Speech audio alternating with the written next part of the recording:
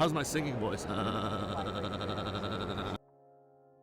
All right, here 2025 PGA Show. I am in the Ping booth with Eric here from Ping. We have the brand new G440. We have 4 models sitting in front of us. Let's start with the bread and butter, the Max. We've incorporated the carbon fly wrap crown, so that saves us some mass. All these models have a free hosel design that frees up more discretionary mass, and it's the thinnest face we've ever put on any of our drivers across the full line. Max is that kind of meat and potatoes model. It's going to fit a wide range of players, right? What we did with all that mass is we lowered our center of gravity while maintaining the forgiveness people expect from a Ping driver, right? Industry-leading forgiveness and stability. CG shifter, we got 29 grams back there now. That is a pant load of weight. Yeah. With that, kind of minimize the travel so we can tune trajectory left and right without sacrificing a lot of MOI. I know a lot of the GolfWRXers love the LST head. Same technologies that you see in the Max, in the LST, maintains that carbon fly wrap around the crown, saving us mass. Lower CG relative to 430. CG is actually a little farther back, so a little more forgiving head than the 430 LST. Low spinning, right? So really popular with our tour players. Majority of our tour players are going to LST 9s, LST 10.5s. So super popular with them. Low spin model, a lot of ball speed, but coming with that forgiveness and stability that you'd expect.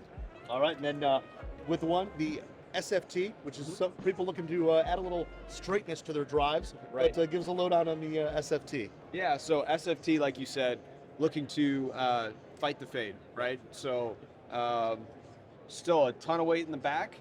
You can see we got a couple positions there, draw and then draw plus. So I don't think we could ever have a driver that could go too left for a right-handed golfer, right? So what's really cool this year is this is the 10.5 model, but we also have a 9-degree model in the SFT. Oh, wow. So a lot of players coming into golf from other sports, they got a lot of club head speed, but need that help, trying to create a draw trajectory, and so SFT is a really good option. And then to round it out, we've got a high launch version, which, from what I've been talking to fitters, become a more and more popular kind of option for fitters every year, it seems like. Yeah. So the HL build is kind of designated by this lighter colored back weight. Yep. So overall, it's just a lighter build, help people generate club head speed, and the really cool thing is we have such a forgiving head that we can kind of make that lighter, but still maintain a ton of forgiveness. Yep. So a lot of stability, help maximize club head speed for those who are maybe kind of trying to fight the loss of speed over the years, and so a really good option in the fitting environment. All right, so we just finished talking about the G440 drivers for this year, and now we're going to jump in something interesting, something different, the brand new Ping bunker wedge. Yeah, so had a lot of success with the chipper. Yep. So now we have the bunker. So for that player who bunkers is, kind of makes them a little nervous, we have the perfect club for them, right? So 64 degrees of loft.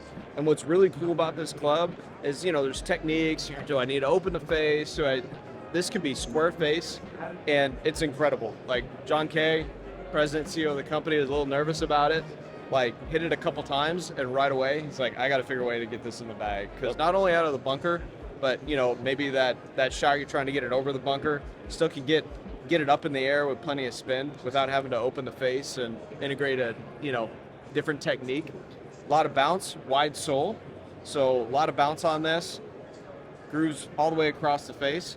So took all of our knowledge on bunker play and incorporated it into one product. The other thing you'll notice is it's got this little nod to the I2. Yep. Right? So one of the best bunker clubs ever.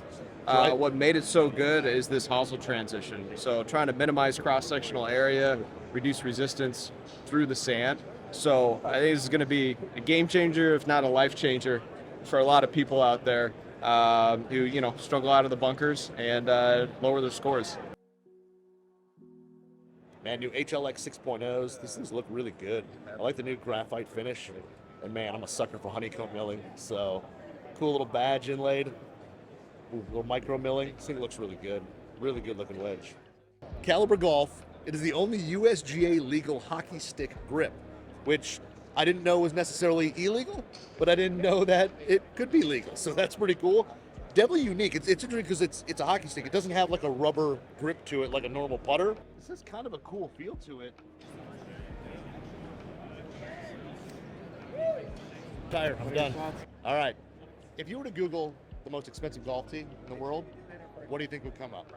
I can tell you what would come up, and it would be that tee right there. 18-karat yellow gold diamond encrusted golf tee by Flight Path Golf. All right, we're here at Bangarang Golf. They've got some pretty cool golf gloves with a kind of unique story. Lou, tell us a little bit about these gloves. So we wanted to bring a premium Cabretta leather glove to market that didn't break the bank. And we also wanted our marketing and everyone else's marketing to really pop. So what we have is the PVC molding that really allows, no matter how difficult or simple your logo is, to really jump off there and let everyone see what you have to offer. And it also, helps you hit the ball a little straighter. I love it. This is pretty cool, man. Look at this. Yeah. The detail on it's awesome.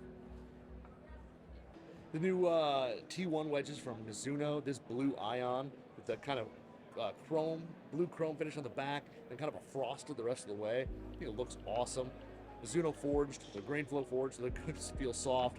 And like previous wedges, they spun a ton, so I'm really excited to hit these, but they look amazing. This blue ion and even the black ion finish, I think these are going to do a fantastic job. So the T1 here, a little more classic shape, a little bit more compact. They make a T3 as well, but this blue ion T1 is pretty sweet. All right, we got Vice Golf, big into clubs lately, which is pretty cool. They just brought out their woods, they got drivers, fairways, and these things have a pretty cool kind of forged carbon crown on it, kind of cool logo, some interesting face laser etching on there, and then they have an adjustable hosel, just like most drivers need, but a pretty cool design, and overall kind of a compact, a little bit more player's shape from what it looks like, but kind of a cool offering from Vice, getting into the wood area after having irons and putters out for a little while. Andrew, break down, what do we have in the brand new Cobra wedge line? Yeah, so let's start with the King wedge. This is going to be for your better players. Yep.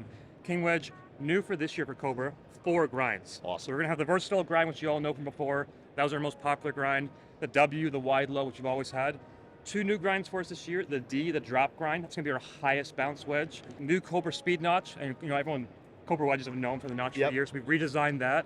And super exciting for the better players is the new T grind. This grind's actually been pretty close to the grind Ricky's been playing for years. Our tour rep, Ben Showman, this is pretty close to the custom grind he's been playing for many years.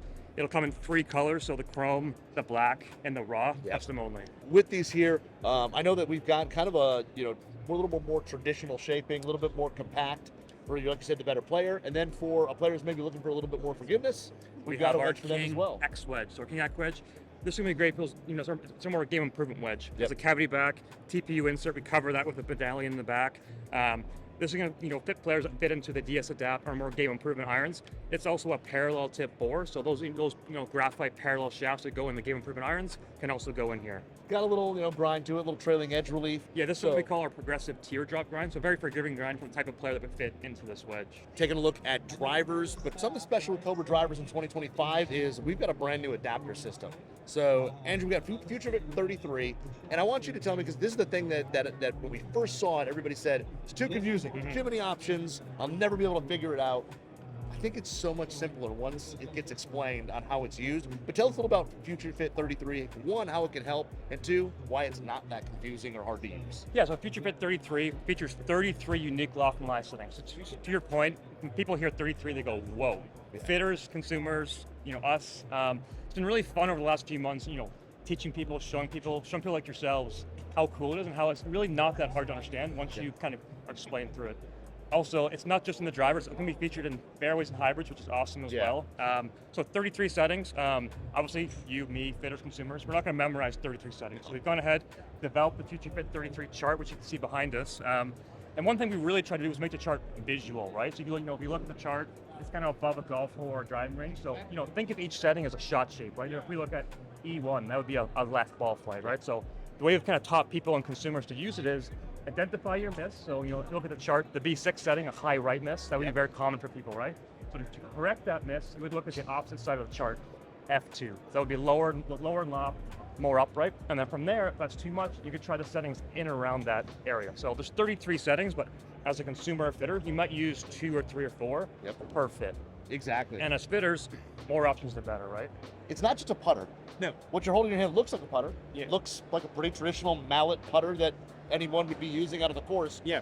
But the middle section here has some magic involved. There is this orange module that allows you to collect all the dataset from each of your strokes. It's invisible. There is no switch to turn it on or turn it off. You don't see any elements inside while you are playing. You don't have any clues that it is a connected device. But it's more than just a traditional putter. We are collecting 26,000 data per putt, so mainly related to the club pass, the strokes, the cinematics of all the backswing, downswing, follow through the impact, lie, loft, angle of attack of the putter itself, but also the tempo, rhythm, and all the time frame connection between the ball wall, acceleration, deceleration, distance, ball dispersion. So we are collecting so many data. All right, you might have noticed if you're back here in the apparel area, there's a really long line of people waiting for something. Now what that something is their chance to win a swag head cover. They've got a whole claw machine set up with swag head covers over here that looks to be free to play. You get a shot, you get to try, and you have a chance of winning a head cover. Might be the best cover of the swag booth. These are sweet. Yeah. I think It's they're either awesome. it's either a love-hate kind of thing, right? Yeah. We've had 200 people, and it's definitely split. It's 50-50. I think Oakley's fine with that. You know, Oakley's a little bit different, and if Oakley were to make a golf shoe, this is exactly how it looked. All right, so this is the Kennedy-made putter. It's called the Inline V, looks like here, 303 stainless. Got some nice milling. It's kind of a cool shape. It's got horizontal grooves on it. Really interesting shape. It kind of looks like a putter that would be kind of a lie angle balanced or zero torque. When you hold it and I let it go, the face points down.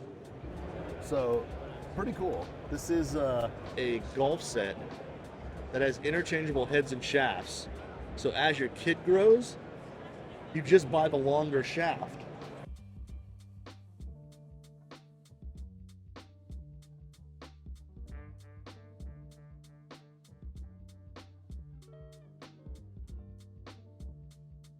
All right, so here we are. We're done with day 2 of the 2025 PGA Show down here in Orlando.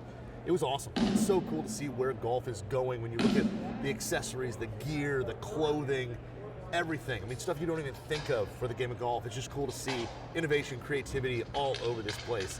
And it's awesome. We got a ton of steps in. Saw some just absolutely amazing things. But the time has come. As you can hear, it's getting time to be done. So this is the end. Thank you for day 2 of the PGA Show.